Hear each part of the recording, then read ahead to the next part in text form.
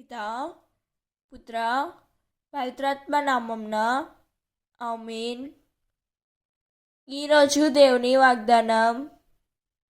యెరూషలేము ప్రభువును స్తుతింపుము, సియోను నీ దేవుని కొనియాడుము.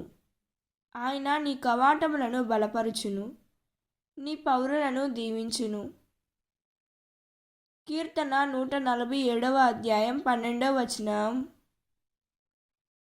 ఈ వాక్యం మనకు ఏం చెబుతున్నదంటే, యెరూషలేము ప్రభువును స్తుతింపమని పిలుపు వచ్చినా అనేక సార్లు మనము ఆయనను స్తుతించుటకు బదులు మన సమస్యలని ఎక్కువగా గుర్తు చేసుకుంటున్నాం. సియోను తమ దేవుని కొనియాడవలసినదే, కానీ భయములు, అపనమ్మకము, లోకపు ఆశలతో నోరు మూయబడింది. ప్రభువు కవాటములను బలపరచుచున్నను, మన హృదయ ద్వారములను ఆయనకు పూర్తిగా తెరవము. ఆయన పౌరులను దీవించుచున్నను, దీవెనలను గుర్తించక కృతజ్ఞత లేని జీవితం గడుపుచుంటాము.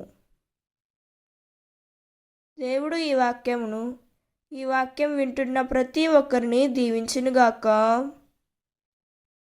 ప్రార్థన. ప్రభువా, యెరూషలేము వలె మేమును నిన్ను స్తుతించుటకు మాకు కృపనివ్వుము.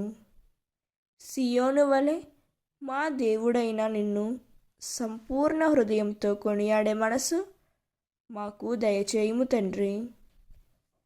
మా హృదయాల కవాటములను నీవే బలపరిచి శత్రువు కూడా ప్రవేశించకుండా మమ్మల్ని కాపాడమని యేసుక్రీస్తు నామములో అడిగి వేడుకుంటున్నాం తండ్రి.